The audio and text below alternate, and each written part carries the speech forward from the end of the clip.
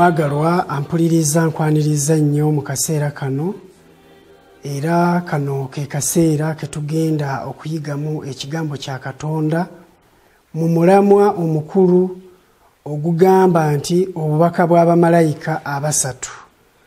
N'olw'ensonga eyo nkwaniriza nnyo mu pulogulaamu eno, ate nkusabira omukisa oguva ku ntebe ey'okusaasira eya Katonda Kitaffe omutonzi w'eggulu n'ensi. Nga bulijjo oli ne muganda wo Kayitale John, katusabe olw'ekigambo kya Katonda. Ayi Mukama Katonda waffe omuyinza w'ebintu byonna, nannyini kisa, nannyini kusaasira, tukweyanziza nnyo nnyini ddala olw'obukuumi n'okutulabirira n'okukkiriza okujja mu maaso goffe aboonoonyi, era n'okuyigirizibwa ekigambo kyo awamu n'emikisa emirala gyonna gy'otuwadde okuyita mu Yesu Kristo. Tweyanzizza era tweyanzeege Taata, kyetuvudde twewombeeka mu maaso go nga tusaba Omwoyo Omutukuvu atuluŋŋamye mu kigambo kyo era atufuukire omuyigiriza omukulu, bwe tutyo tuwunzike nga tuweereddwa obulamu obutaggwaawo, naawe ng'oweereddwa ekitiibwa, kubanga tusabye nga tuyita mu linnya egganzi erya Yesu Kristo omulokozi waffe. Amiina.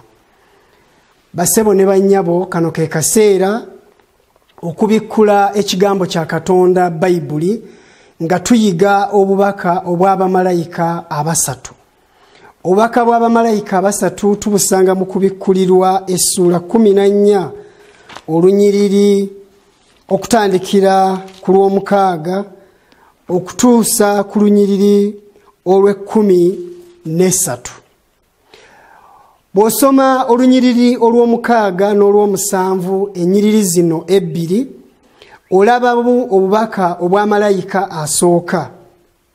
Tujja kuyiga ebyokuyiga bingi mu mulamwa guno ogw'obubaka obw'abamalayika abasatu, kubanga obubaka buno obw'abamalayika abasatu bw'osoma ku lunyiriri olw'14 mu kitabo kino ekyakubikkulirwa essuula ey'14, olabanga bwe bugenda okukungula ensi. Ate ebikungulwa ebimu nga bijja kuteekebwa mu ggwanikiro lya Katonda, so nga ate ebirala bijja kuteekebwa mu ggwanika ery'okwokebwa n'omuliro awamu n'ekibiriiti. N'olwekyo obubaka buno bw'abamalayika abasatu kikulu nnyo okubuyiga, kikulu nnyo okufaayo okubuyiga n'okubuwulira, kubanga bututeekateekera okubeera mu ludda olunaateekebwa mu ggwanika lya Katonda, era bwe kitaba ekyo ne twokebwa omuliro olw'obutawulira. Kubanga obubaka buno bwe bututeekateeka, nsonga nkulu nnyo okubuyiga, era katusabe Mukama atuyigirize tufeeyo, tufuuke abayigirizwa ddala abayina omutima omuwombeefu, kubanga Bayibuli egamba nti bayina omukisa abo abawombeefu, kubanga baligulumizibwa. Kale n'olwekyo katusome ennyiriri zino ebbiri eziri mu kubikkulirwa essuula ey'14, lwe lunyiriri olw'omukaaga n'olw'omusanvu, we tusanga obubaka bw'amalayika asooka. Omuwandiisi Yokaana agamba nti n'endaba malayika omulala ng'abuuka mu bbanga ery'omu ggulu ng'alina enjiri ey'emirembe n'emirembe, okubuulira abantu ku nsi na buli ggwanga n'ekika n'olulimi n'abantu. Olunyiriri olw'omusanvu lugamba nti ng'ayogera n'eddoboozi ddene nti, mutye Katonda, mumuwe ekitiibwa, kubanga ekiseera ky'omusango gwe kituuse. Mumusinze eyakola eggulu n'ensi n'ennyanja n'ensolo z'amazzi. Ennyiriri zino ebbiri ow'Oluganda ampuliriza ze zigatta obubaka bwa malayika asooka. Bw'osoma olunyiriri olw'8 lulimu obubaka bwa malayika ow'okubiri, so nga ate olunyiriri olw'9 olw'10 era n'olw'11 okukkirira paka ku lunyiriri olw'13 we tusanga obubaka bwa malayika ow'okusatu. Naye ng'ekinyusi ky'obubaka bwa malayika ow'okusatu kiri ku lunyiriri olw'9 n'olw'10. N'olw'ensonga eyo mu ky'okuyiga kino tugenda kutunuulira ku bubaka obwa malayika asooka. Ate era mu bubaka bwa malayika asooka tujja kuyigamu ebyokuyiga bisatu. Ekyokuyiga ekisooka kiri ku lunyiriri olw'omukaaga awagamba nti nendaba malayika omulala ng'abuuka mu bbanga ery'omu ggulu ng'alina enjiri ey'emirembe n'emirembe okubuulira abantu ku nsi na buli ggwanga n'ekika n'olulimi n'abantu. Obubaka obuli mu lunyiriri olw'omukaaga butugambye nti malayika yali abuuka mu bbanga ng'alina okubuulira amawanga gonna na buli lulyo olw'abantu na buli ggwanga na buli kika, naye nga obubaka bwaleeta eri buli ggwanga na buli lulyo na buli kika bwe buno yenjiri ey'emirembe n'emirembe. Mu bubaka bwa malayika asooka tulabamu enjiri ey'emirembe n'emirembe, so nga ate akatundu akokubiri ke tuliyigako mu kyokuyiga kino ekya malayika asooka kye kitundu ekigamba nti mumutye mumusinze oyo eyakola eggulu n'ensi mumuwe ekitiibwa. Tujja kuba tuyiga ekyokuyiga ekyokubiri ekitulaga okutya, okusinza n'okugulumiza omutonzi eyatonda eggulu n'ensi, ennyanja n'ensulo. So nga ate akatundu akokusatu tujja kuba tuyiga ekyokuyiga ekibiribanga kigamba nti kubanga ekiseera ky'omusango gwe kituuse. Tujja kuba tuyiga ebintu bisatu mu bubaka bwa malayika asooka. Kaakano ekibuuzo kijja gy'oli kigamba nti lwaki obubaka oba enjiri ey'emirembe n'emirembe erina okubuulirwa eri buli ggwanga, buli kika, buli lulyo, era lwaki enjiri eyo eyitibwa ey'emirembe n'emirembe? Bw'osoma mu kubikkulirwa essuula ey'e14 olunyiriri olw'omukaaga bwe watugamba nti erina okuba enjiri ey'emirembe n'emirembe, so nga ate erina okuba enjiri ebuulirwa eri amawanga gonna na buli kika na buli lulyo olw'abantu. Enjiri ey'emirembe n'emirembe etandikira mu Adeni. Katonda ng'amaze okutonda omuntu, Bayibuli etugamba bulungi mu lubereberye essuula esooka olunyiriri olw'26 okutuusa ku lunyiriri olw'28.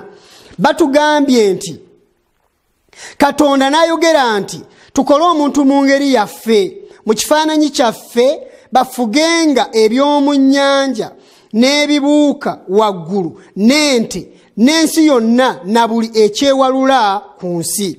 Olunyiriri olw'27 lugamba nti Katonda n'atonda omuntu mu ngeri ye, mu ngeri ya Katonda mwe yamutondera, omusajja n'omukazi bwe yabatonda. 28 Katonda n'abawa omukisa. Katonda n'abagamba nti mweyongerenga, mwalenga, mujjuze ensi mugirye, mufugenga eby'omu nnyanja n'ebibuuka waggulu na buli ekirina obulamu ekitambula ku nsi. Bw'osoma bulungi ennyiriri zino ze tulabye mu lubereberye essuula esooka olunyiriri olw'26, 27 n'28, batugambye nti Katonda yali alina ekirowoozo ekyokutonda omuntu.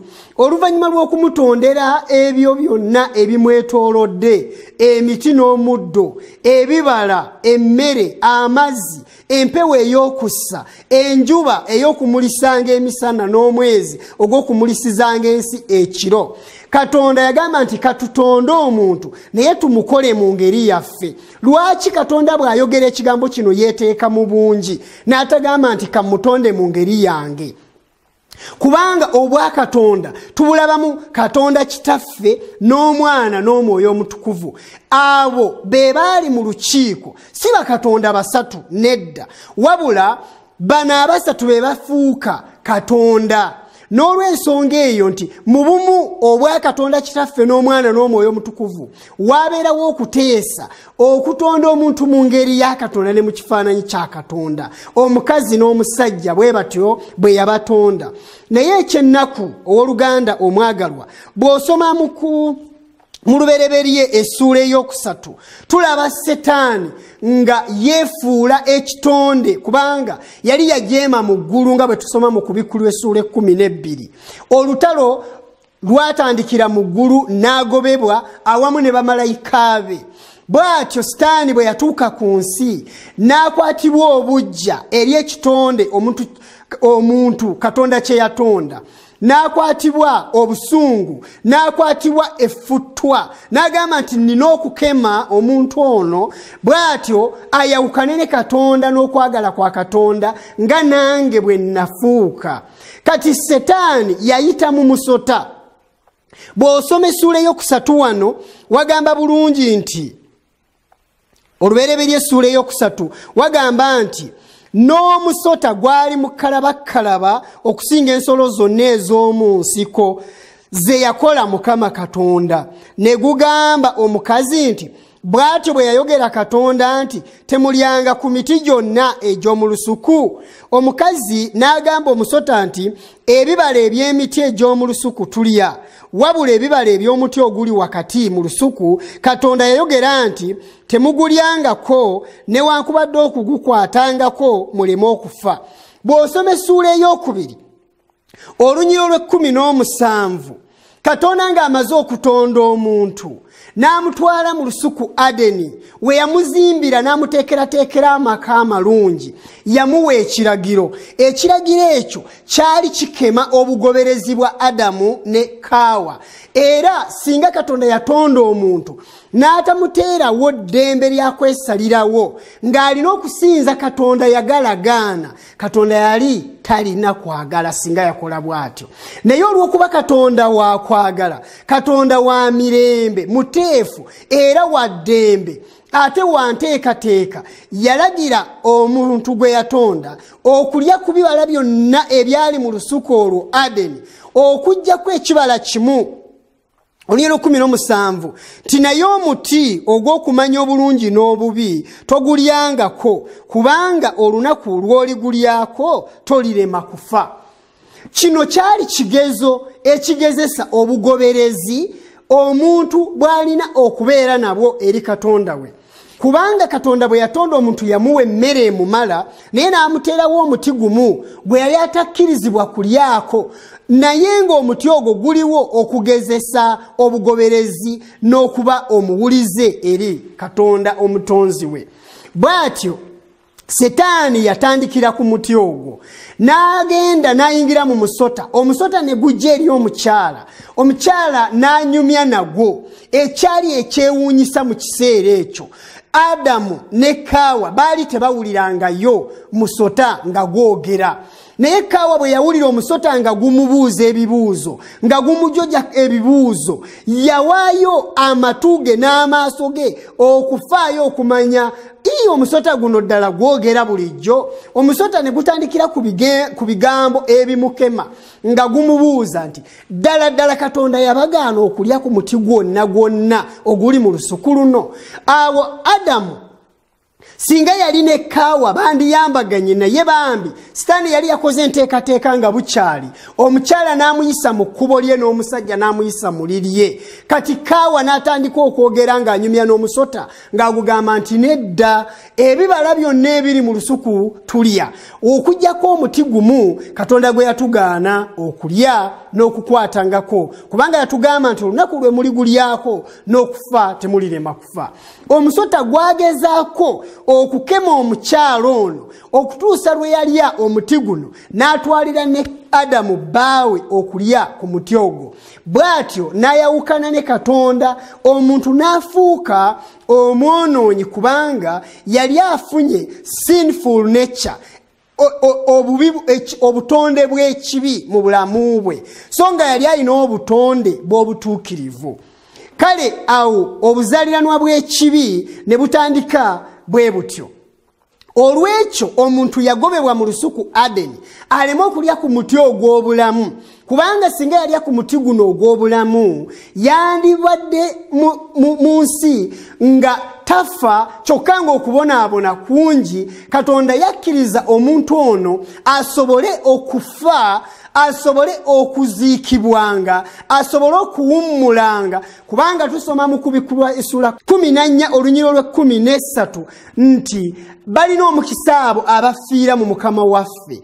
Bw'atyo Katonda yateekateeka obulamu obutaggwaawo eri abo abali babawulize oluvannyuma lw'ensi eno ng'evuddewo ng'esaanyiziddwawo, kale Katonda n'atuwa ensi empya. Okuva ku olwo mu Lubereberye essuula ey'okusatu olunyiriri olw'15 Katonda yawa Adamu weewaawo yamuwa endagaano, yamusuubiza obulokozi, ate mu ndagaano eno yamuweerawo akabonero ak'okusonyiyibwa n'okulokolebwa, kubanga yabanoonya mu lusuku nga beekwese eyo, era n'abajjayo n'ababuuza bingi, ekibi kyabwe ne bakikkiriza ne beetoowaza ate ne beenenya. Ku lunyiriri olw'15 essuula ey'okusatu Lubereberye bagamba nti nange obulabe n'abuteekanga wakati wo n'omukazi. Awo yali agamba musota, Katonda yennyini, era ne wakati w'ezzadde lyo n'ezzadde ly'omukazi. Ezzadde ly'omukazi liribetenta omutwe, naawe oliribetenta akasinziiro. Awo we yatandikira okuwa omuntu endagaano n'ekisuubizo eky'obulokozi, kubanga yamugamba nti mu zzadde lyo mw'oliweerwa obulokozi. Era n'amugamba nti ezzadde lyo liribetenta omusota omutwe, naye omusota gulibetenta ezzadde ekisinziiro. Obunnabbi buno bwatuukirira, kubanga oluvannyuma lw'okugobebwa mu Adeni, bambi omusajja ono Adamu ne mukyala we Kaawa bazaala omwana omubereberye Kayini nga bamanyi oyo ye mununuzi, nga bamanyi oyo ye mulokozi. So baali tebamanyi nti oyo musi. Oluvannyuma lw'ebbanga ttono yagoberera amakubo ge ye kennyini n'atta muto we Aberi. Naye Katonda yeeyongera okuwa Adamu ekirabo eky'okuba nti mu zzadde lye mulimu omwana atya Katonda. Oluvannyuma lw'emyaka mingi, olulyo lw'abantu baamala emyaka miyitirivu nga bamanyi era nga basuubira nti buli muntu azadde omwana omubereberye yandiba omulokozi era omununuzi. Bangi bagenda balanga omununuzi eyayitibwa Masiya oba Kristo, omulokozi eyafukibwako amafuta alina okununula abantu mu kibi. Obunnabbi obwagenda buteekebwawo abannabbi mu myaka ne mu byasa ebingi, bangi baali babusuubira nti bwakutuukirira mu myaka mitono nnyo. Era bw'osoma mu kitabo ky'abalamuzi, abalamuzi bonna babanga bamanyi nti oyo ye mununuzi azze, naye bambi waali walina okubaawo ekiseera, kubanga ekiseera kya Katonda kirina okutuukirira. Kristo Masiya azaalibwe, oyo ye kennyini yenjiri ey'emirembe n'emirembe. Kubanga abangi baanunula eggwanga lya Isirayiri, baanunula abantu mu mikono gy'abalabe baabwe ekiseera ekigere, naye Kristo ye mununuzi ow'emirembe n'emirembe. Bw'osoma mu Isaaya essuula ey'omusanvu olunyiriri olw'14, Isaaya essuula ey'omusanvu olunyiriri olw'14 wagamba nti Mukama yennyini kyaliva abawa akabonero, laba omuwala atamanyi musajja aliba olubuto, alizaala omwana wa bulenzi, era alituumwa erinnya lye Immanueli. Erinnya lino Immanueli litegeeza nti Katonda ali naffe. Obunnabbi buno Isaaya yabwogera ng'ebulayo emyaka kumpi 500 Kristo okuzaalibwa ku nsi. N'agamba nti omuwala atamanyi musajja aliba olubuto, alizaala omwana ow'obulenzi, omwana oyo alituumibwa Immanueli, omwana oyo yalinunula abantu be. Obadde okimanyi nti mu Mikka essuula ey'okutaano Katonda yayogera n'omwana oyo ekifo mwalizaalirwa. Mikka essuula ey'okutaano Bayibuli etulambikira bulungi buli kimu nga bwe kyali kirina okubeerawo. Olunya olwokubiri bagamba nti naye gwe Besirekemu Efulasa, gwe omuto okuba mu nkumi za Yuda, mugwe mwe muliva gyendi aliba omufuzi wa Isirayiri, okutambulatambula kwe kwa dda nadda emirembe nga teginnabaawo. Ono eyalagibwa eyayogerwa mu Mikka essuula ey'okutaano olunya olwokubiri bagambye nti okutambula kwe kwa dda nadda emirembe nga teginnakola ki, nga teginnabaawo. Yesu Kristo ye yaliwo okuva edda nedda, kubanga bw'osoma mu Yokaana essula esooka batugamba nti ku lubereberye waaliwo kigambo, kigambo n'aba awali Katonda, kigambo n'aba Katonda. Oyo yaliwo ku lubereberye awali Katonda. Ebintu byonna byakolebwa ku bw'oyo, era awatali ye tewaakolebwa kintu na kimu ekyakolebwa. Obulamu bwali mu ye, obulamu ne buba omusana gw'abantu.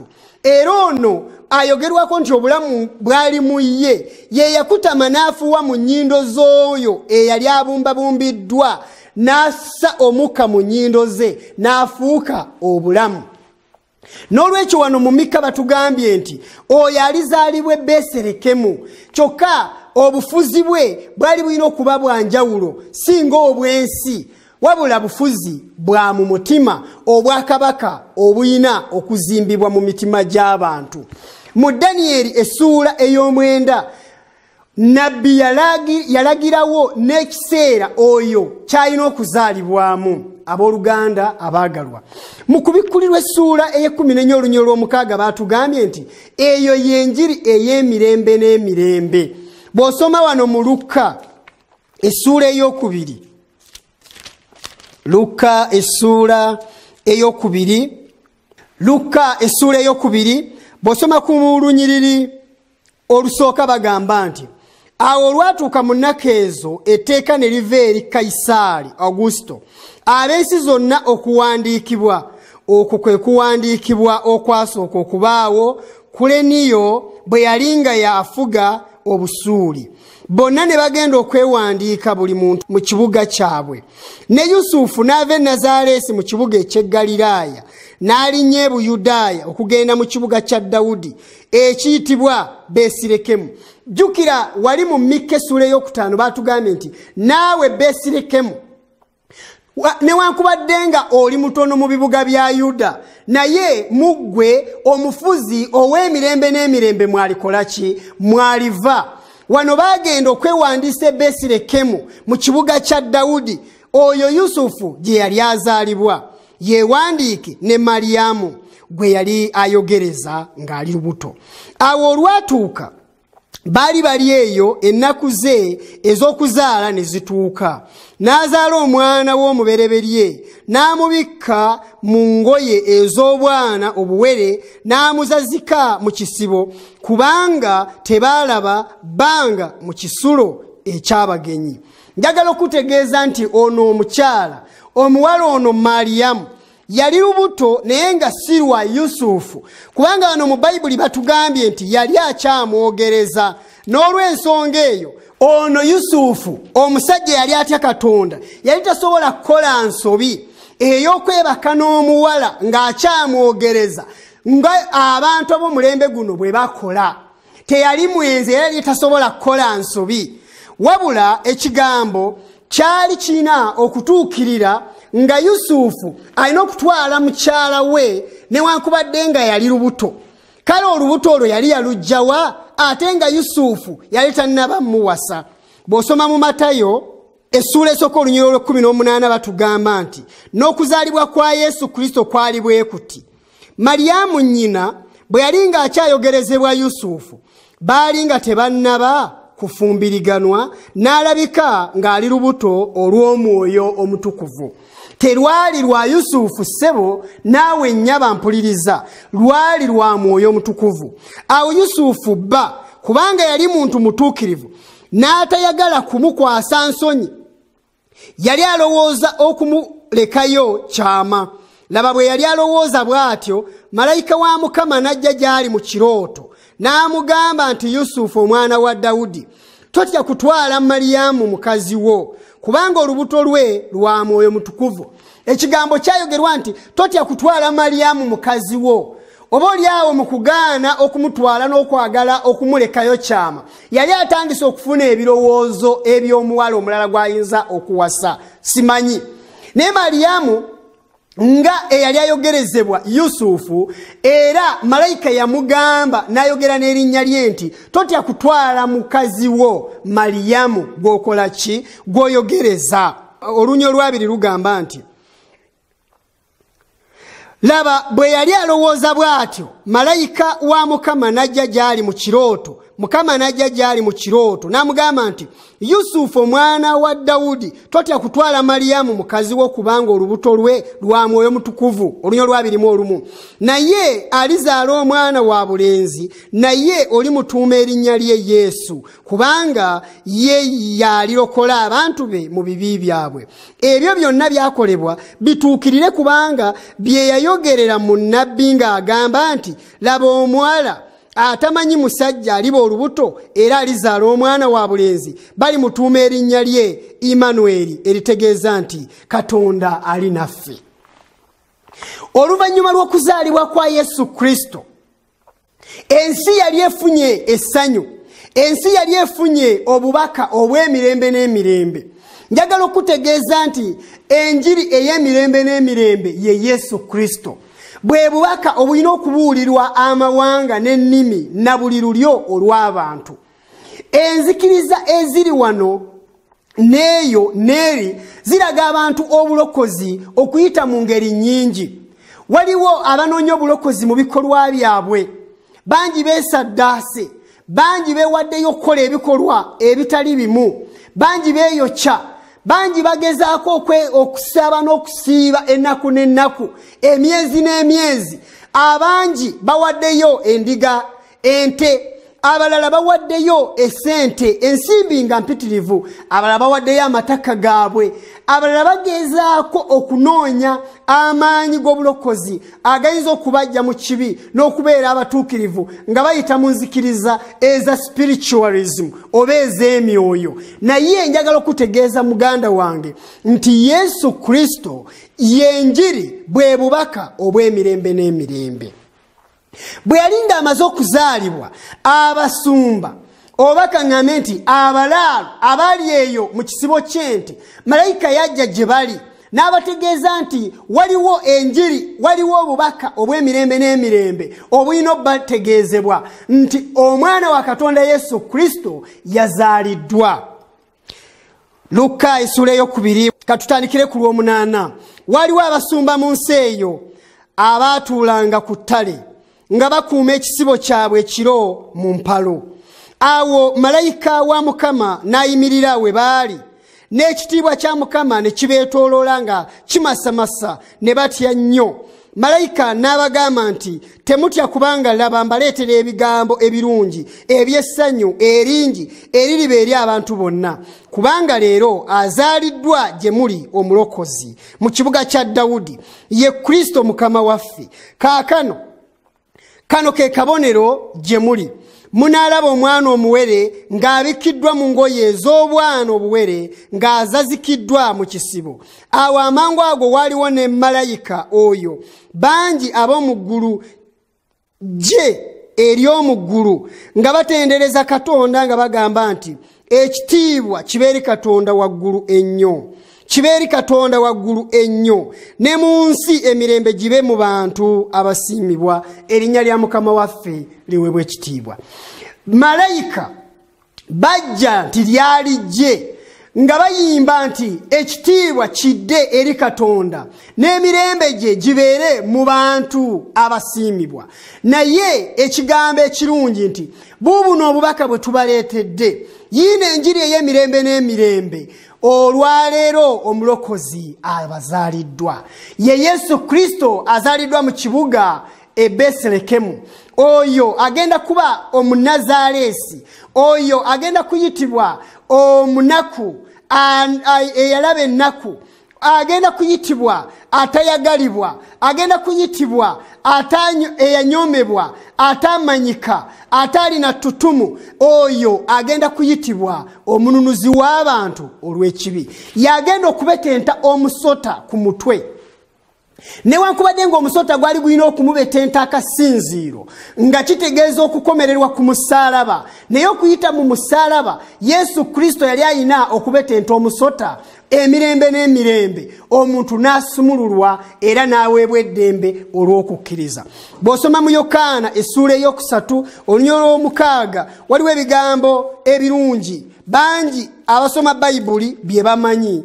Bigamba nti, kubanga Katonda bwe yayagala ensi bw'ati, n'okuwaayo n'awaayo omwana we yazaalibwa omu yekka, buli muntu yenna amukkiriza aleme okubula naye abeere n'obulamu obutaggwaawo. Erinnya lya Mukama waffe liweebwe ekitiibwa. Njagala okusoma ebigambo ebiri mu bbaluwa ey'okubiri ey'Abakolinso essuula ey'okutaano olunya olw'abiri-mu-olumu. Waliwo ebigambo ebiwoomu ebirungi. Wagamba nti olunya olw'abiri-n'olumu lugamba nti ataamanya kibi yamufuula ekibi ku lwaffe tulyoke tufuuke obutuukirivu bwa Katonda mu ye. Ataamanya kibi abooluganda ye Yesu Kristo, oyo eyagambiddwa nti eyayogeddwako nti wa mirembe na mirembe era mu bitonde byonna byatondebwa ye. Ataamanya kibi Katonda yamufuula ekibi ku lwaffe, yageraageranyizibwa omusota guli ogwawanikibwa mu ddungu gwonye abantu abalumiddwa emisota. Oyo ataamanya kibi Katonda yamufuula ekibi, bwe tutyo tufuuke obutuukirivu bwa Katonda mu ye. Si tufuuke obutuukirivu bwa Katonda ku lw'ebikolwa bye twakoze, wabula ku lwa Katonda. Yesu Kristo yamuteekawo ng'omutango gw'ekibi. Oyo ye ssaddaaka ziri ezaayokebwanga ku kyoto ky'ebiweebwayo mu yeekaalu ey'edda Musa gye yazimba ne Sulemaani n'addamu n'agizimba. Oyo ye ssaddaaka eyateekebwanga ku kyoto buli lunaku, kubanga okuyita mu ssaddaaka omwonoonyi yasonyiyibwanga ebibi bye. Bw'osoma mu Yokaana essuula esooka olunya olw'abiri-mu-omwenda, Yokaana omubatiza bwe yalaba Yesu ng'ajja gy'ali, yayogera ebigambo ebirungi era yabiddamu ku lunya olwa-35 mu ssuula esooka ya Yokaana. Olunya olw'abiri-mu-omwenda lugamba nti olunaku olwokubiri n'alaba Yesu ng'ajja gy'ali, n'agamba nti laba omwana gw'endiga gwa Katonda ajjawo ebibi by'ensi. Olunya olwa-35 lugamba nti olunaku olwaddirira nate Yokaana yali ayimiridde n'abo ku bayigirizwa be babiri, n'atunuulira Yesu ng'atambula, n'agamba nti laba omwana gw'endiga gwa Katonda. Omwana gw'endiga guli ogwattibwa mu lubereberye essuula ey'okusatu olunyiriri olw'abiri-mu-olumu. Ye mwana gw'endiga eyattibwa okuyita mu byasa. Yesu Kristo ye yali omwana gw'endiga, kubanga omwana gw'endiga eyattibwa yali ayina okuteekebwanga ku kyoto nga ssaddaaka, bw'atyo omwonoonyi n'aweebwa obutuukirivu kubanga ebibi bye yabitadde mu ssaddaaka eyo. Bw'osoma mu lubereberye essuula ey'okusatu olunyiriri olw'abiri-mu-olumu wagamba nti Mukama Katonda n'akolera Adamu ne mukazi we ebyambalo by'amaliba n'abambaza. N'olw'ensonga eyo ssebo naawe nnyabo, eddiba tosobola kulyambala nga teri nsolo efudde. Era olunyiriri olw'abiri-mu-omwenda mu ssuula esooka eya Yokaana lututegeereza ddala ensolo eyattibwa mu lubereberye. Ku lubereberye ensolo eyattibwa yali mwana gwa ndiga, kubanga omwana gw'endiga bwe yattibwa yaggyibwako eddiba ne lyambazibwa omukyala era n'omusajja, kubanga bakkiririza mu Kristo omwana gw'endiga eyali alina okukola ki? Okutangirirwa. Njagala okutegeeza oluganda, waliwo ebigambo bye njagala okusomera ebiri mu kitabo Amadaala Agatutuusa eri Kristo, ku kyokuyiga ekisookera ddala ekiyitibwa okwagala kwa Katonda eri omuntu. Baatuwandiikira ebigambo ebirungi ddala. Baatugamba nti ku peegi ey'omukaaga tewali n'omu eyandisobodde okutununula. Teri n'omu eyandisobodde okutununula bassebo ne bannyabo, wabula omwana wa Katonda yekka, kubanga oyo yekka eyali mu kifuba kya kitaffe nga yasobola okumututegeeza. Oyo yekka eyategeera obuggulumivu n'okukka mu buziba obw'okwagala kwa Katonda kwalina eri omwonoonyi, nga yayinza okutukubikkulira. Tewali kintu kirala kyonna ekyandiyinzizza okututegeeza okwagala kwa kitaffe kwalina eri omwonoonyi okusinga ssaddaaka Kristo gye yawaayo. Katonda bwe yayagala ensi bw'ati n'okuwaayo n'awaayo omwana we yazaalibwa omu yekka, teyamuwaayo kubeera mu bantu n'okwetikka ebibi byabwe byokka n'okufa okuba ssaddaaka yaabwe kyokka, naye yamuweerayo ddala eri olulyo lw'omuntu omwonoonyi. Kristo yatwalira ddala embeera era n'okwetaaga kw'obuntu kwonna. Bw'osoma mu Bafiripi essula ey'okubiri olunyiriri olw'okutaano, Abafiripi essula ey'okubiri n'osoma olunyiriri olw'okutaano, batugamba nti mmwe mubeerengamu okulowooza kuli era okwali mu Kristo Yesu.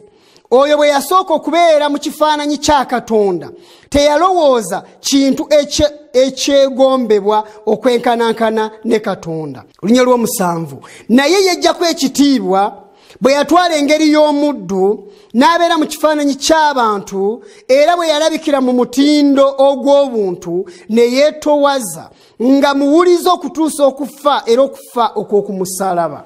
N'olw'ensonga eyo omuwuliriza omulungi nti okusinziira ku bigambo bino, Yesu Kristo eyali obumu ne Katonda yatowazibwa mu kwagala n'okwesalirawo, n'akkiriza n'atoola obuntu, n'afuuka omuntu eyeebaka, alumwa enjala, akoowa, akaaba.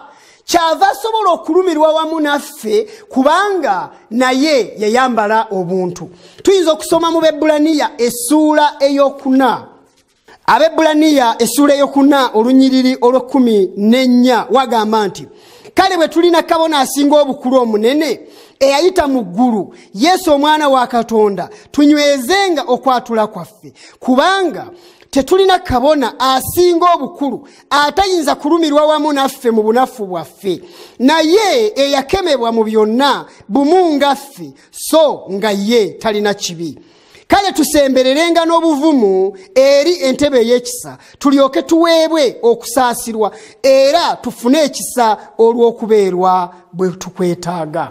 Oluganda naawe mwannyinaze, Bayibuli etugambye nti tulina kabona asinga obukulu atalinga bakabona bali abedda, wabula kabona alumirwa wamu naffe, kubanga yakemebwa bumu ngaffe abantu, wabula ye teyakola kibi. Katonda bwe yakkiriza Yesu Kristo okujja mu kifaananyi ky'obuntu, yakemebwa mu ngeri ey'ebyewuunyisa, yakemebwa mu ngeri ey'ekitalo, naye teyakola kibi, alyoka atufunira obutuukirivu mu ye. Nga bwe twasomye, obutuukirivu bwa Katonda tubufunira mu ye. Bw'osoma mu Bebulaniya essula ey'okubiri olunya lw'16 bagamba nti, kubanga mazima bamalayika si bayamba, wabula ayamba baani? Ayamba ffe. Yiyo enjiri ey'emirembe n'emirembe. Naye ayamba zadde lya Ibulayimu, kyekyava kimugwanira mu byonna okufaananyizibwa baganda be, alyoka abeerenga kabona asinga obukulu ow'ekisa, omwesigwa mu bigambo ebiri eri Katonda olw'okutangirira ebibi by'abantu, kubanga olw'okubonyaabonyezebwa ye yennyini ng'akemebwa kyava ayinza okubayamba abo abakemebwa.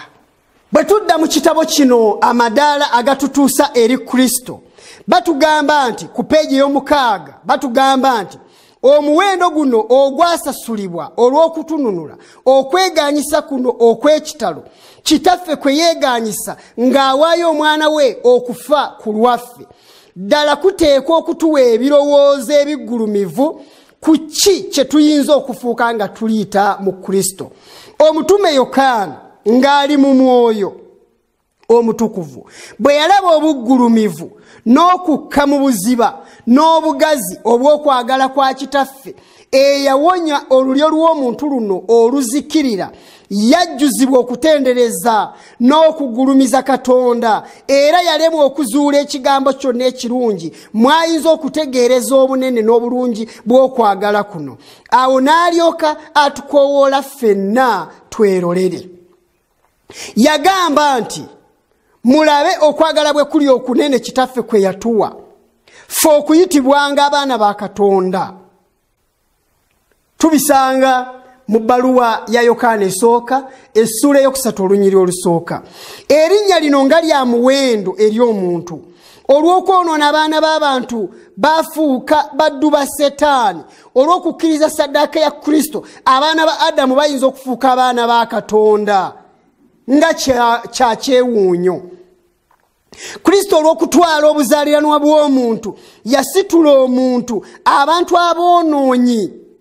Olw'okwegatta ne Kristo bayinza okuteekebwa mu ddala eriyinza ddala okubasaanyiza okuyitibwa erinnya eryo abaana ba Katonda nga kya kyewuunyo. Abantu abali bafuusa abaddu ba Setaani ne bakomawo ne bafuuka abaana ba Katonda nga kyewuunyisa. Abantu abafuuse abaddu b'ekibi ne bajja ne bafuuka abaana b'obutuukirivu nga mukisa munene nnyo. Kikugwanira okulowooza ku njiri ey'emirembe n'emirembe malayika asooka gy'atuleetera nti tulina okukkiriza Yesu Kristo, ye saddaaka y'ebibi byaffe, ye omununuzi era omulokozi w'abaana b'abantu, buli lulyo, buli zadde na buli ggwanga tasosola.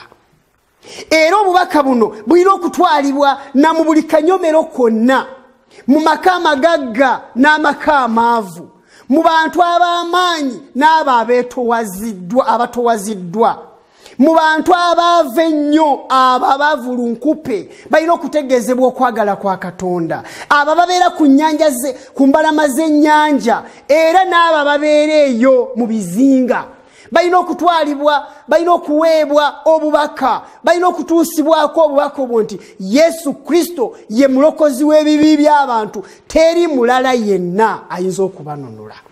Ekitabo kye ngenda okusoma Desire of Ages ekyafulumizibwa mu mwaka gw'2006 page 181. Ebigambo ebiriwo bitugamba nti he who seeks to quench his thirst at the fountains of this world will drink only to thirst again. Everywhere men are unsatisfied. They long for something to supply the need of the soul. Only one can meet that want, the need of the world. The desire of all nations is Christ.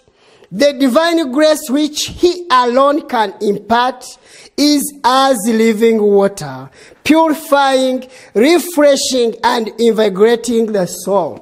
Njagala okusoma ebigambo ebyo nga mbivuunula oba nga mbiddamu mu Luganda tulabe ebigambo ebyo kubatawulidde bulungi kye biyinza okutegeeza. Batugambye nti oyo anoonya okuwonya ennyonta ye ku nsulo y'ensi eno ajja kunywa ate alumwe ennyonta nate. Buli wantu wonna abantu si bamativu, banoonya ekintu ekinaagabirira okwetaaga kw'omwoyo.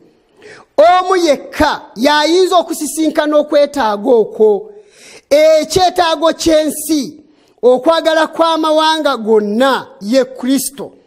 Ekisa ky'obwakatonda ye yekka ky'ayinza okugaba, ge mazzi amalamu agalongoosa, agazza obujja era agawa omwoyo embavu.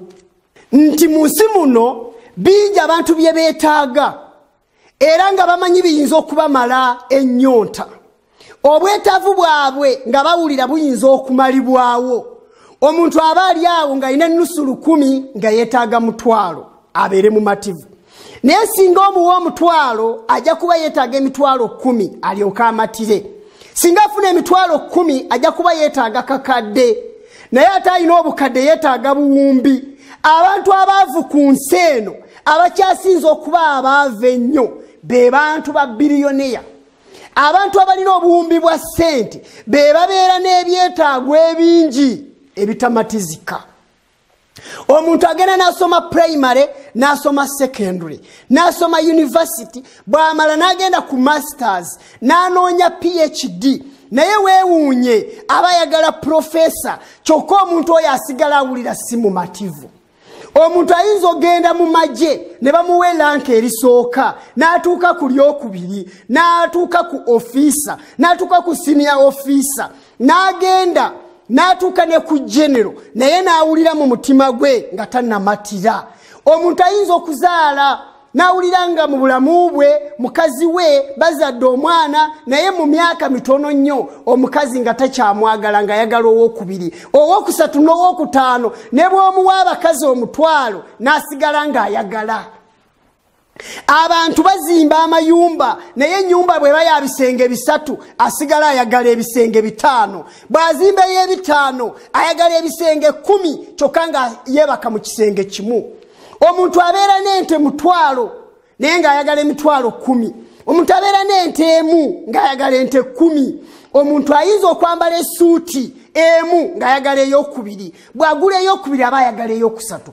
Abakyala nga beekolako, bannaye abantu nga beesiiga, abantu nga beemyusa, abantu nga basibye enviiri, najja ku zino najjako ziri, naddako zino najjako ziri, nazzaako ziri, naye bambi omutima gwe ne gusigala nga si mumativu. Omuntu ayinza okukola obwenzi oba oliawo n'awulira nga mu ye ayagala amatire naye n'asigala nga si mumativu. Njagala okutegeeza muganda wange omwagalwa, waliwo omu yekka ayinza okutuuka ku byetaago byo n'amala ennyonta yo. Yesu Kristo bw'ayingira mu bulamu bwo afuuka ensulo ey'amazzi amalamu ate n'azzaamu omwoyo gwo embavu. Okulemererwa n'obunafu ne biggwa. Omuntu yenna aweddemu amaanyi ekibi nga kimusensebudde nga buli lwalowooza obutaddayo mu kibi alinga ataagambye nti mu kibi mwenzija ng'awulira ekibi kyamumalamu amaanyi. Yafuuka muwambe, yafuuka munafu eri kyo, yafuuka muddu waakyo. Njagala okutegeeza nti Yesu Kristo ayina amaanyi agasobola okujja mu kibi ekyo. Kale oluganda nkukoowoola nti olwaleero singa owulidde eddoboozi lino n'owulira ddala nga ddoboozi lya Katonda eryogera n'omutima gwo, lwaki tojja eri Yesu? Lwaki tossa mutima gwo wansi? Ebirowoozo byonna n'okweraliikirirako byonna n'obitwala wansi w'ebigere bya Kristo, wansi w'omusalaba gwa Kristo. Lwaki si w'obeera? Lwaki tomutwalira mugugu gwo, obunafu bwo, abaana bo, ebibi byo n'ebirala byonna ebikulemeredde? Lwaki tobimutwalira? Oyo y'enjiri ey'emirembe n'emirembe erina okubuulirwa amawanga n'ennimi na buli lulyo na buli kika na buli kanyomero konna na buli maka. Kale nkusaba bw'oba ng'owulira eddoboozi lya Mukama nga lyogedde naawe olwaleero, kkiriza Yesu Kristo nti ayinza okusonyiwa ebibi byo. Genda gy'ali, yogera naye, mubuulire buli kimu. Newankubadde nga tomulabako na maaso, newankubadde nga toyinza mukwatako na ngalo, kkiriza nga w'oli waali, kkiriza nga w'oli akuwulira. Mubuulire byonna, weeweeyo obulamu bwo bumuwe, obusembeze mu mikono gye, obumukwase, akukyuse, akufuule, era nga ye bw'ayagala. Kale afuuka amazzi amalamu mu bulamu bwo. Mukama akuwa omukisa, Mukama atuweerewamu omukisa. Enjiri eno ey'emirembe n'emirembe ka ebune, ka etambule, ka egende, eyingire mu mitima gyaffe, etukyuse, etuteeketeeke olw'obwakabaka bwa Katonda obugenda okujja.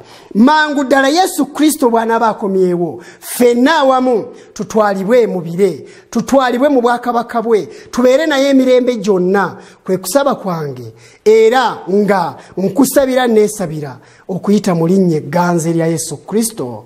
Amiina. Katuweeyo okusaba era nga twebaza. Oli mutukuvu Katonda nannyini kisa, weewaawo tuli boonoonyi ddala, ekibi kyatwonoona, naye tukwebazizza nnyo olw'ekirabo ekirungi, enjiri ey'emirembe n'emirembe, Yesu Kristo, obubaka obulina okutegeezebwa ensi yonna nti twaweebwa obulokozi. Kusaba omuntu yenna gwe mbadde naye nga tuyiga ekyokuyiga kino, omuwa omukisa.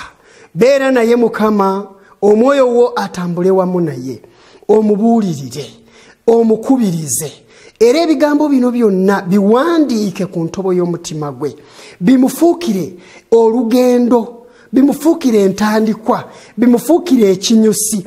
Bw'atyo akwewe, yeeweeyo mu mikono gyo, omuteeketeeke, era nange bwe ntyo nesabira oteeketeeko obulamu bwange tusinkanire n'oyo gwe simanyi awulidde obubaka buno mu kaseera kano mu maaso go, era bw'olikomawo tujje tubeere naye nga tukuyimbira, nga tukutendereza, nga tukusuuta, nga tukusinza emirembe n'emirembe, kubanga tusabye nga tuyita mu linnya eryo eddungi Yesu Kristo.